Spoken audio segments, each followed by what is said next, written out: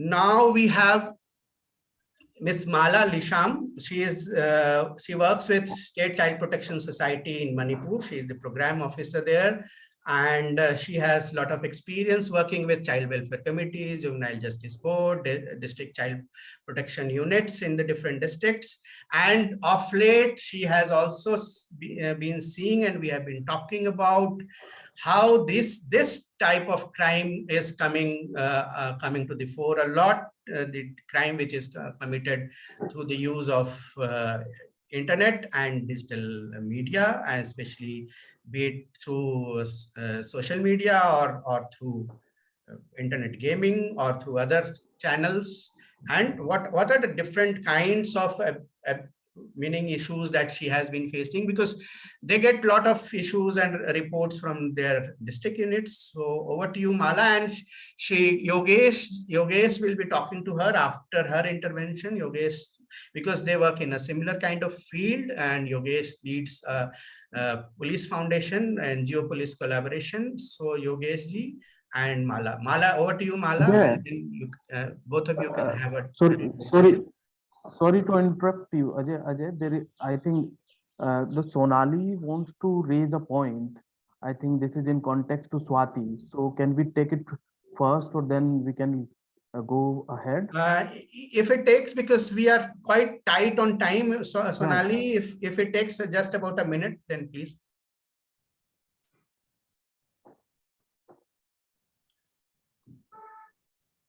Sonali. Thank you so much. We can discuss it later. No issues. I think we'll stick to the time, sir. Okay. Thanks, Sonali. So over to you, Mala. Mala, you are muted. Malaji, please. Oh, yeah. Thank you, Ajay. Finally, I was trying to unmute myself, but the host didn't allow me. Anyway, thank you. And it was really enlightening to listen to Ma'am Swati ma'am, especially, and Mr. Tushar also, for all the technical inputs that we had. And perhaps the orientation that I will be bringing about in this discussion would be a little different from what we already had, but ultimately it will land up with the same problem of cyberspace and cybersecurity and all this cyber crimes. So finally, being from a state, since we are all gathered here on the same platform from different corners of the world, I would like to introduce myself as a person from a place which is called Manipur, which is in the easternmost part of the northeastern most part of India, and where I would like to give a little highlight about this place also, so that we can relate to what are the social issues, and then ultimately which is affecting the cybercrime policy here also. So some of the basic idea that I would like to highlight about Manipur is that it lies in the border area with Myanmar, and it is also part of the Golden Triangle with Vietnam and Laos, where drugs are being smuggled. And this is a trade route to India for all kinds of illegal stuff, including heroin, ganja, and so many things. And it has been raised in many of the platforms for drug trafficking and other NCRB issues, and NAB issues, narcotics and border affairs issues. And beyond that, it is also pertinent to highlight that we have more than 40 different ethnic people, community living in the state. And this also gives rise to different diverse and vulnerabilities amongst and in between the community also. And this has also given rise to different people outlaw group, what we call underground outfits, fighting or waging wars of independence, or maybe some of them having different objectives and all these things. And beyond this, again, when I was conducting a research for the Childline India Foundation, while I was with Childline way back in 2007-8, the then former DGP of Manipur, Director General Police of Manipur, he had replied to one of my questions, stating that, see, lady, this is a disturbed area which has been declared under the Indian Constitution. So that means most of the law enforcement agencies, they are more or less busy and preoccupied with the counterinsurgency issues. So it is really difficult to pay attention to all other socially related or the grassroots level issues related with women and children. So ultimately, this gives a pointing point. It gives an indicator towards the fact that the issue of cybercrime or any other problems that rises in the state of Manipur is in the backseat as of now. No doubt, there has been registered cases. There has been so many reported cases. Even we have negotiated with the police. We have sent so many reports, and we have also reported many cases also. But somehow the outcomes, or maybe the intervention, has been already in the backseat. Maybe perhaps because of the law enforcement agencies getting so busy within courts with the counterinsurgency issues, unquote. That is one area where I would like to point out. So what Ma'am Swati was speaking about, I would like to continue on those lines. Since I'm working with children here, it's not a new thing that uh, the children are being affected due to the lockdown, or maybe because of the COVID. Children are having online classes, and ultimately children are getting addicted to gaming and all these things. So when I had my discussions with some of my colleagues who are all clinical psychologists, and they used to say this has become a mental disease again. So another disease has cropped up just because of the addiction to games. And because of this, there has been a lot of disorientation in their personalities, and then there has been a lot of disruptions in their lives. Unfortunately, a little more beyond this, there has been a lot of cases which has been reported where girls, and not only girls, even boys are included. We have a case, to be really honest. I would share one of the issues which is very like different from the other parts of India, that one girl has been charged with POXO in the state of Manipur. And this is also a little relevant with what we had with the internet connectivity between the children. Like she could establish a rapport with the boy, and ultimately there were some sexual encounters later on. And then uh, the girl has been charged with POXO by the parents of the boy. So she's in the observation home right now. Even though I won't be disclosing much about that as per the law of Section 74 of JJ Act. So it's very pertinent to point out that there are girls and boys who have been affected with the lockdown, and there has been reported cases. And this is also very true at the level, India's level, nation's level, when the Honorable Minister of Women and Child, Madam Smriti Irani ji, had pointed out in the winter parliament session that there has been 250% rise in the number of children who have been reporting about cybercrime and online child sexual abuse. So coming to those lines, I would also say that there has been a lot of cases which has been reported by girls to the police. And the challenge is the girls would be asked to go to a police station, nearest police station in the first place. And second thing is, even if you report it online through the portal, which has been given by the Ministry of Home Affairs, even then also the complainant is required to go and report to the nearest police station. The nearest police station would refer the case to the cybercrime police station, which we have only 2 in the state. We are 16 districts in the state of Manipur, but cybercrime police station has been set up only in Imphal East and West. That is only 2 out of 16 districts. So anybody who has a report from any other out of these 2 districts has to come down to these 2 police stations for follow-up. And then ultimately, whenever there is a report which involves with Facebook, for instance, or maybe with YouTube, then ultimately the police would be giving the answer that no, we need to get in touch with the Facebook. We have already sent a request to Facebook to pull down the materials which has been already uploaded, and we are waiting for a response from them. We are trying to locate it.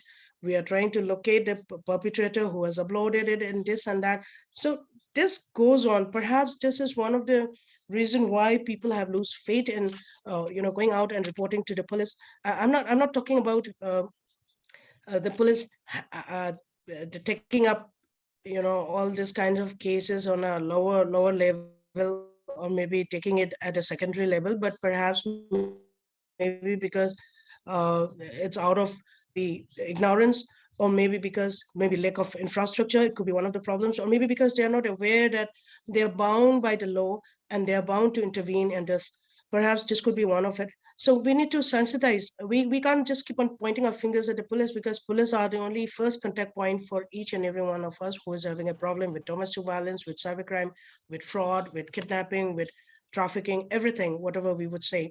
So ultimately, one area is we need to make a stronger platform for the law enforcement agencies when we are talking about cybercrime.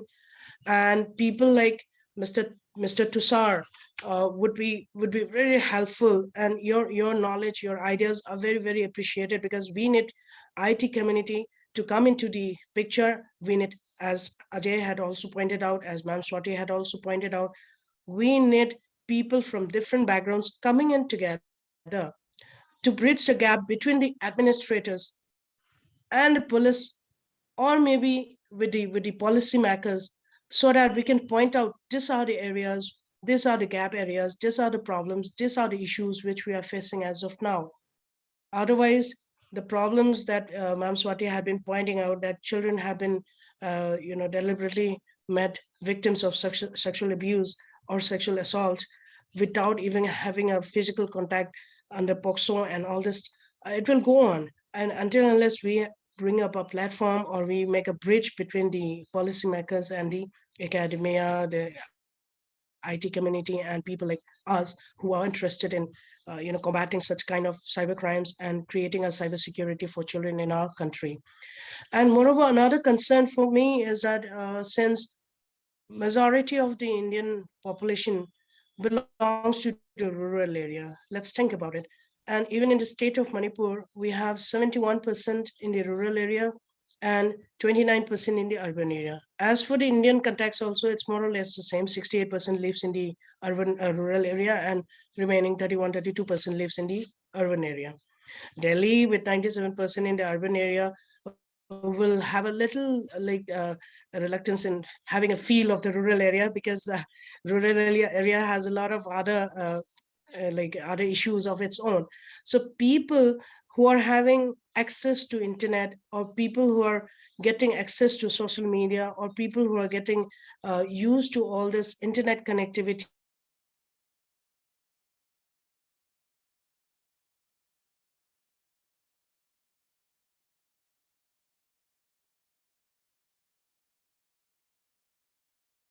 they would be facing, or their children would be facing, is also another issue, I feel, because we haven't reached out on a mass awareness level, or we haven't met any of those people who are living in the rural areas understand that cybersecurity is a big problem for you, that cybercrime is a stalker for you, for your children, or the children or the women or the girls who have been exposed to the internet could be facing a lot of issues. Now, coming back to Manipur, as Ajay had pointed out that I'm working with the government system, I'm really sorry to say that I'm speaking perhaps some few lines which are against the government, but these are the fact, like what we have. When we go to the police station, or when we have reports, as a system, as a child protection society, or maybe as a district child protection unit, we would be referring the case to register it, an FIR with the cybercrime. But unfortunately, there are many instances where the police would be calling water parties after, locating the culprit, and then trying to negotiate it at the police station, or maybe, making it out of the police station and then let the parties negotiate in between them and all these things. So ultimately, there are also cases where, it would involve girls who are below 18 years. So when we are talking about it, there would be rather issues where the non-reporting of sexual abuse for the girls would be there. The sections under POXO could also be invoked. So when we talk to the police again, they would be like, oh, we were not aware of this, and so on and so on. So ultimately, my point is, when Ajay has started this kind of a forum, let's try to make a team where we can reach out to the states, where we can reach out to the stakeholders, and try to make them liable to be understood, liable to be understood, that there are certain responsibilities which are to be carried out by certain stakeholders, including the people who are at a government level, people who are in the law enforcement agencies, or maybe the researchers. We could all come together and then ultimately make a module, make a plan, reach out to each and every state, and then state wise we can plan out some strategies to reach out to people, ultimately to make them aware, and then ultimately to help the law enforcement agency to intervene in such cases as well. And for such matter, people who are here today would be very helpful. And if there are any other areas where we could discuss later on, I would be ready to, I'll be glad to highlight on that. But as of now, I'll end up my sharing here. Thank you, Ajay, everyone. Thank you, Mala. And over to Yogesh, if you want to add something or have a conversation. You guys have about 5 more minutes, 5-7 minutes more. Do we have Yogesh? Yogesh ji?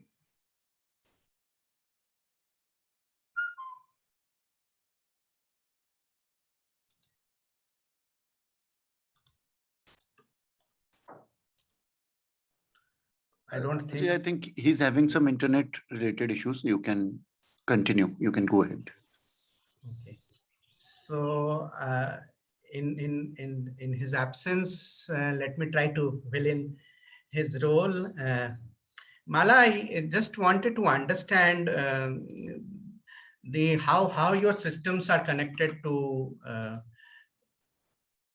mainly the State Child Protection Society when you are in the capital and your district units, and what is the modus of coordination between your district child protection units and your child welfare committees and juvenile justice boards and the police, and when it comes to the matter of reporting of certain issues or certain crimes from, say, the children or the parents or through teachers.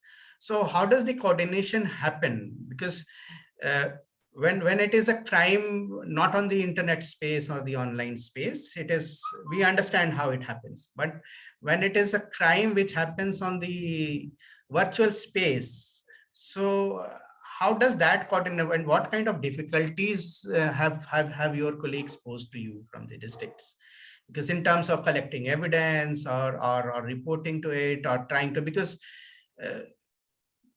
if it has been committed on the in the digital space, in the online space, so what problems have you faced, and how Ajay, do you think it can be overcome? I got your question now. I was so inquisitive to come to the point because since we have a paucity of time. See, one Ma'am Swati has also asked a question. Yes, I'll come back to you, ma'am. One of the problem is that the working system of child protection system in India, especially under CPS or under ICPS, now we call it Child Protection Scheme. Now, it has been already confined with the procedures of the TRJ Act or the guidelines of the Government of India under WCT Ministry. Now we call it Mission Vatsalya. So under this, the problem is the monitoring system or the reporting system are all laid out. So the district units, whenever they submit a report, it has to be on a monthly basis. They have given a prescribed format, or for the NCPCR again, they have given a prescribed format. It has to be reported every month, every week. So Juvenile Justice Board has been given a different format. So ultimately, when there are cases which are out of the issue, out of the purview, or maybe when there are cases which are coming in to be really difficult to handle, then only they call out for distress calls. They reach out for the state level as a distress call. Otherwise, the guidelines, the the kind of procedures which have been already laid out are so strictly adhered to, because we are supposed to. So ultimately, when there is a case which has been reported in, say, in Bishnupur district of Manipur, then ultimately the case has to be reported first to the police station, and then ultimately the child welfare committee would be connected, or maybe will be contacted for the rehabilitation of the girl child, or maybe to get in touch with her, and the CPU, District Child Protection Unit, would be facilitating all this. And then if one of the culprit happens to be, the offender happens to be a child, then ultimately the child will be produced to the JGB, and all this are reflected only in the monthly report. So the guidelines which are here for the schemes for the protection of children need to be reviewed. I guess there are certain areas where we need to review again. There where we need to highlight some of the areas where this compartmentalized system of reporting. No doubt we have to monitor everything, but when you're talking about case wise, reporting the cases, it's really difficult because it has to come in a compiled way. So that is the limitation we have with the monitoring system.